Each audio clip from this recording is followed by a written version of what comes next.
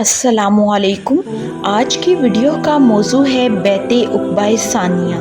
اعلان نبوت کے 13ویں سال یعنی جون 622 ذی الحجہ میں حج کی غرض سے یثرب کے لوگ مکہ چلے، جن میں 72 مسلمان بھی تھے۔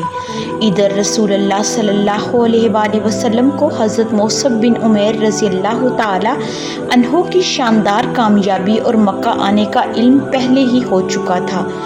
جب یثرب کا قافلہ مکہ پہنچ گیا تو ان میں مسلمانوں نے درپردہ رسول اللہ صلی اللہ علیہ وآلہ وسلم سے ملاقات کے لیے وقت اور جگہ کا تعین کیا۔ اس بات پر اتفاق ہوا کہ ایام تشریق کے درمیانی دن یعنی 12 ذی الحجہ کو منا میں جمرات اولا یعنی بڑے شیطان کے پاس جو گھاٹی ہے اس میں بالکل خفیہ طور پر ملاقات ہوگی۔ طے شدہ پروگرام کے تحت آپ صلی اللہ علیہ وآلہ وسلم اپنے چچا حضرت عباس بن عبد المطلب کے ساتھ رات کے وقت تشریف لائے۔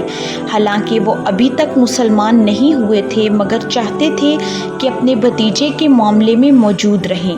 مسلمانوں نے آپ صلی اللہ علیہ وآلہ وسلم سے جوش و خروش سے ملاقات کی اور آپ صلی اللہ علیہ وآلہ وسلم کو مدینہ تشریف لانے کی دعوت پیش کی۔ مدنی مسلمانوں کی اس پیشکش اور خواہش کو دیکھ کر حضرت عباس رضی اللہ تعالی عنہ نے انہیں مخاطب کر کے ایک تقریر کی۔ انہوں نے فرمایا، مدینہ والوں، میرے اندر محمد کی جو حیثیت ہے وہ تمہیں معلوم ہے۔ ہماری قوم کے لوگ ہماری ہی جیسی دینی رائے رکھتے ہیں، ان سے ہم نے محمد کو محفوظ رکھا ہے۔ ان کی حفاظت کرنا کوئی آسان کام نہیں ہے۔ اگر تم عظیم الشان اور خون ریز لڑائیوں کے لیے تیار ہو تو بہتر ہے، لیکن اگر تمہارا یہ اندازہ ہے کہ تم انہیں اپنے پاس لے جانے کے بعد ان کا ساتھ چھوڑ دو گے تو پھر ابھی سے انہیں چھوڑ دو، کیونکہ محمد صلی اللہ علیہ وآلہ وسلم اپنی قوم اور اپنے شہر میں بہرحال حفاظت سے ہیں۔ حضرت کعب رضی اللہ تعالی عنہ یا برہ بن معرور رضی اللہ تعالی عنہ نے کہا، اے عباس، ہم نے تمہاری بات سن لی، اب ہم چاہتے ہیں کہ رسول اللہ صلی اللہ علیہ وآلہ وسلم اپنے زبان مبارک سے کچھ فرمائیں۔ چنانچہ رسول اللہ صلی اللہ علیہ وآلہ وسلم نے تقریر فرمائی اور قرآن مجید کی آیات پڑھ کر سنائی۔ آپ صلی اللہ علیہ وآلہ وسلم کی تقریر میں آپ صلی اللہ علیہ وآلہ وسلم کو مدینہ لے جانے پر مدینہ والوں پر جو ذمہ داریاں عائد ہوتی تھیں ان کا بیان کیا۔ اس کے بعد بیعت ہوئی۔ حضرت جابر رضی اللہ تعالی عنہ کا بیان ہے کہ ہم نے عرض کیا کہ اے اللہ کے رسول صلی اللہ علیہ وآلہ وسلم، ہم آپ صلی اللہ علیہ وآلہ وسلم سے کس بات پر بیعت کریں؟ آپ صلی اللہ علیہ وآلہ وسلم نے فرمایا، اس بات پر کہ چستی اور سستی ہر حال میں بات سنو گے اور مانو گے، تنگی اور خوشحالی ہر حال میں مال خرچ کرو گے، بھلائی کا حکم دو گے اور برائی سے روکو گے، اللہ کی راہ میں اٹھ کھڑے ہوگے اور اللہ کے معاملے میں کسی ملامت گر کی ملامت کی پرواہ نہ کرو گے۔ جب میں تمہارے پاس آ جاؤں گا تو میری مدد کرو گے اور جس چیز سے اپنی جان اور اپنے بال بچوں کی حفاظت کرتے ہو اس سے میری بھی حفاظت کرو گے، تمہارے لیے جنت ہے۔ ابو الہیثم بن تیہان رضی اللہ تعالی عنہ نے کہا، اے اللہ کے رسول صلی اللہ علیہ وآلہ وسلم، ہمارے اور کچھ لوگوں یعنی یہود کے درمیان عہد و پیمان ہے اور اب ہم اس عہد و پیمان کو توڑنے والے ہیں، تو کہیں ایسا تو نہیں ہوگا کہ ہم ایسا کر ڈالیں پھر اللہ آپ صلی اللہ علیہ وآلہ وسلم کو غلبہ عطا فرمائے تو آپ صلی اللہ علیہ وآلہ وسلم ہمیں چھوڑ کر اپنی قوم کی طرف پلٹ آئیں؟ یہ سن کر رسول اللہ صلی اللہ علیہ وآلہ وسلم نے تبسم فرمایا، نہیں، بلکہ آپ لوگوں کا خون میرا خون اور آپ لوگوں کی بربادی میری بربادی ہے۔ میں آپ سے ہوں اور آپ مجھ سے ہیں، جس سے آپ جنگ کریں گے اس سے میں جنگ کروں گا اور جس سے آپ صلح کریں گے اس سے میں صلح کروں گا۔ بیعت کی شرائط کے مطابق گفت و شنید مکمل ہو چکی اور مسلمانوں نے بیعت کرنا شروع کر دیا۔ سب سے پہلے حضرت حضرت برا بن معرور رضی اللہ تعالیٰ عنہ نے بیعت کیا۔ یہ بیعت بیعت عقبہ ثانیہ کے نام سے مشہور ہے۔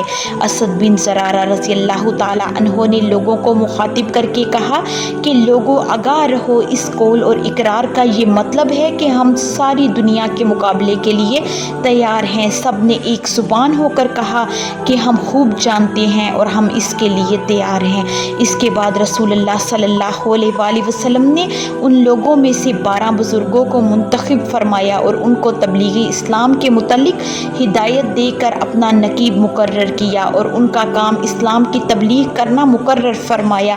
ان نقبہ کے نام مندرجہ ذیل ہیں: اسد بن زرارہ، سعد بن ربیع عمرو، عبداللہ بن رواحہ، رافع بن مالک، برا بن معرور، عبداللہ بن عمرو بن حرام، عبادہ بن صامت، سعد بن عبادہ، منظر بن عمرو۔ یہ سب کے سب خزرج سے تعلق رکھتے تھے۔ باقی 3 نقبہ اوس سے تعلق رکھتے تھے، جن کے نام اسید بن خزیر، سعد بن خثیمہ، رفاعہ رضی اللہ تعالی عنہ ہیں۔ ان 12 آدمیوں سے مخاطب ہو کر آپ صلی اللہ علیہ وآلہ وسلم نے فرمایا، جس طرح حضرت عیسیٰ علیہ السلام کے حواری ذمہ دار تھے، اسی طرح میں تم کو تمہاری قوم کی تعلیم کا ذمہ دار بناتا ہوں اور میں تم سب کا ذمہ دار ہوں۔ جس وقت عقبہ کی گھاٹی میں یہ بیعت ہو رہی تھی، اس وقت پہاڑ کی چوٹی سے ایک شیطان نے زور سے اہل مکہ کو آواز دی اور کہا کہ دیکھو، محمد اور اس کی جماعت کے آدمی تمہارے خلاف مشورے کر رہے ہیں۔ آپ صلی اللہ علیہ وآلہ وسلم نے فرمایا، یہ اس گھاٹی کا شیطان ہے۔ او اللہ کے دشمن، سن، اب میں تیرے لیے جلد ہی فارغ ہو رہا ہوں۔ اس کے بعد آپ صلی اللہ علیہ وآلہ وسلم نے لوگوں سے فرمایا کہ وہ اپنے ڈیروں سے چلے جائیں۔ شیطان کی آواز سن کر حضرت عباس بن عبادہ رضی اللہ تعالیٰ عنہ نے فرمایا، اس ذات کی قسم جس نے آپ صلی اللہ علیہ وآلہ وسلم کو حق کے لیے مبعوث فرمایا ہے، آپ صلی اللہ علیہ وآلہ وسلم چاہیں تو ہم کل اہل منع پر تلواروں کے ساتھ ٹوٹ پڑیں۔ آپ صلی اللہ علیہ وآلہ وسلم نے فرمایا، ہمیں اس کا حکم نہیں دیا گیا ہے، لہٰذا آپ لوگ واپس جا کر سو جائیں۔ آپ صلی اللہ علیہ وآلہ وسلم نے مدینہ کی طرف تشریف لے جانے کی تاریخ کا تعین اذان الہی پر موقوف رکھا اور حضرت عباس رضی اللہ تعالیٰ عنہ کے ساتھ مکہ میں چلے آئے، لیکن صبح ہوتے ہی قریش کو اس اجتماع کا حال معلوم ہوا اور وہ اسی وقت مدینہ والوں کے ڈیروں پر گئے اور اجتماع کے متعلق دریافت کیا۔ مدینہ والوں میں جو بت پرست مشرک تھے، انہیں خود اس میٹنگ کی خبر نہ تھی۔ انہی میں عبداللہ بن ابی بن سلول بھی تھا، جو بعد میں منافقوں کا سردار بنا۔ اس نے قریش سے کہا کہ یہ بھلا کیسے ہو سکتا ہے مدینہ والے کوئی اہم معاملہ کریں اور مجھ کو اس کی اطلاع نہ ہو۔ اس پر قریش کا شک ختم ہو گیا اور وہ واپس چلے گئے۔ ادھر مدینہ والوں نے کوچ کی تیاری کر لی اور وہاں سے روانہ ہو گئے، لیکن قریش جب مکہ آئے تو انہیں کسی دوسرے معتبر ذرائع سے رات کی مجلس کا حال معلوم ہوا۔ وہ مسلح ہو کر دوبارہ منع آئے، لیکن قافلہ روانہ ہو چکا تھا۔ صرف سعد بن عبادہ اور منظر بن عمرو پیچھے رہ گئے تھے۔ منظر رضی اللہ تعالیٰ عنہ قریش کو دیکھ کر چل دیے اور ان کے ہاتھ نہ آئے، لیکن سعد بن عبادہ رضی اللہ تعالیٰ عنہ کو قریش نے گرفتار کر لیا اور ان کو مارتے ہوئے مکہ میں لائے۔ سعد بن عبادہ رضی اللہ تعالیٰ عنہ کا بیان ہے کہ جب قریش مجھے مکہ میں لا کر زد و کوب کر رہے تھے تو میں نے دیکھا کہ ایک سرخ اور سفید رنگت کا خوبصورت شخص میری طرف آ رہا ہے۔ میں نے اپنے دل میں کہا کہ اگر کسی شخص سے اس قوم میں مجھے بھلائی کی توقع ہو سکتی ہے تو وہ یہی ہو سکتا ہے، مگر جب وہ میرے پاس آیا تو اس نے نہایت زور سے میرے منہ پر تماچا مارا۔ اس وقت مجھے یقین ہوا کہ ان میں ایسا کوئی نہیں ہے جس سے مروت کی امید کی جا سکے۔ اتنے میں ایک اور شخص آیا، اس نے کہا کہ قریش کے کسی شخص سے تیری شناسائی نہیں۔ میں نے کہا، جبیر بن مطعم اور حارث بن امیہ جو کہ عبد المناف کے پوتے ہیں انہیں جانتا ہوں۔ پھر تو انہی دونوں کا نام لے کر کیوں نہیں پکارتا؟ مجھ کو یہ تدبیر بتا کر وہی شخص ان دونوں کے پاس چلا گیا اور کہا کہ ایک قبیلہ خزرج کا شخص پٹ رہا ہے اور وہ تمہارا نام لے لے کر دہائی دے رہا ہے۔ انہوں نے پوچھا کہ اس کا نام کیا ہے؟ اس شخص نے بتایا کہ اس کا نام سعد بن عبادہ ہے۔ وہ بولے، ہاں، اس کا ہمارے اوپر احسان ہے ہم تجارت کے لیے اس کے یہاں جاتے تھے اور اس کی حفاظت میں اس کے یہاں ٹھہرے رہے تھے۔ چنانچہ ان دونوں نے آ کر مجھے چھڑوایا اور میں چھوٹتے ہی یثرب کی طرف روانہ ہو گیا۔ رسول اللہ صلی اللہ علیہ وآلہ وسلم کو بیعت عقبہ ثانیہ سے کافی پہلے اللہ تعالیٰ کی طرف سے یہ بتا دیا گیا تھا کہ آپ صلی اللہ علیہ وآلہ وسلم کو ہجرت کرنی پڑے گی، بلکہ ایک مرتبہ خواب میں مقام ہجرت کا نظارہ بھی دکھایا گیا تھا۔ آپ صلی اللہ علیہ وآلہ وسلم نے دیکھا تھا کہ وہ کھجوروں والی زمین ہے، یعنی وہاں کھجوریں باکثرت ہیں۔ یہ خواب دیکھ کر آپ صلی اللہ علیہ وآلہ وسلم کا خیال تھا کہ ہم کو یمامہ کے علاقے میں ہجرت کرنی پڑے گی، کیونکہ وہاں بھی کھجوریں باکثرت ہوتی ہیں۔ لیکن بعد میں آپ صلی اللہ علیہ وآلہ وسلم کو معلوم ہوا کہ آپ صلی اللہ علیہ وآلہ وسلم کو یثرب یعنی کہ مدینہ کی طرف ہجرت کرنی پڑے گی۔